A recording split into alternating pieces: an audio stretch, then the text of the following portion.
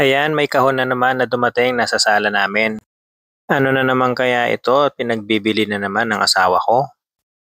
Ay sandali lang bago tayo masampal, hindi niya pala ito binili. Basta nagpunta lang kami ng Regina, pagdating namin sa sasakyan, nasa likod na ito ng aming sasakyan. Tingnan mo nga naman kapag sinuswerte, bigla na lang lumalabas ang kahon sa likod ng sasakyan. Isa lang masasabi ko, China oil. O sige, tama na ang kalokohan, buksan na natin to, tulungan niyo ako. Or pwede naman wag niyo na akong tulungan dahil di niyo naman kaya, nanonood lang kayo, ako na lang mag-isa. Ayan na nga, binuksan ko na ang kahon gamit ang kutsilyo sa aming kusina. Ayan at nabuksan ko na nga ang kahon at lumabas kung ano ang nasa loob nito. Kita nyo naman, hindi namin yan sinadya, binili lang namin yan, nakita namin ang kulay sa pictures, nagkataon naman na halos kamukha ang kulay ng couch namin. Kaya nyo na bang hulaan kung ano ang binili namin? Huwag nyo nang hulahan, total ipopost forward nyo lang naman ito, makikita nyo na sa dulo kung ano nga ang laman ng kahon. Pero may challenge ako sa inyo, huwag nyo i-pass forward, ulahan nyo kung ano laman ng kahon, ang mananalo ay bibigyan ko ng jacket. Diba sabi nga ni Kuya Will, bigyan ng jacket yan. Ayan at unti-unti ko nang tinatanggal ang laman ng kahon. Sabi ng anak ko, tutulungan niya ako. Pero makikita naman sa video, walang anak na tumutulong sa tatay na hirap na hirap. Gusto niyo bang malaman kung nasaan yung anak ko? Ayun, nakaupo na naman sa computer table, kausap ang kanyang mga kaibigan.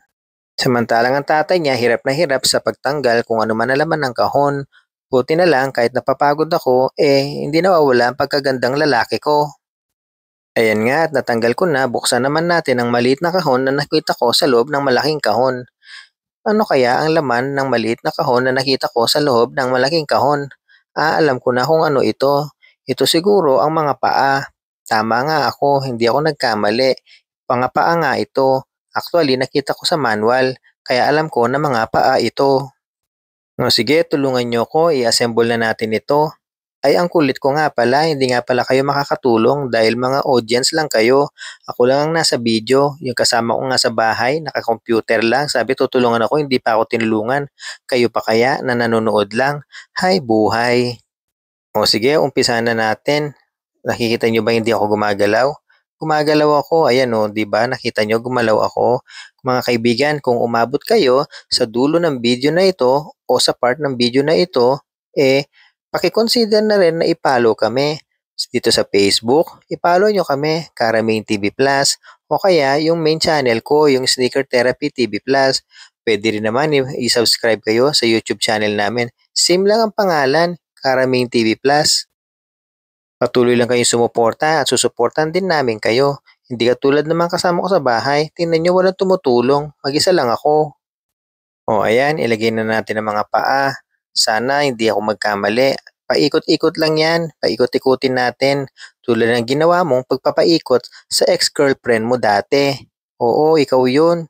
Pinaikot-ikot mo ang ex-girlfriend mo. Ayan o, pati yung baba na paa, paikot-ikutin. Ano yung ginawa mo sa ex-girlfriend mo? Pinaikot-ikot mo?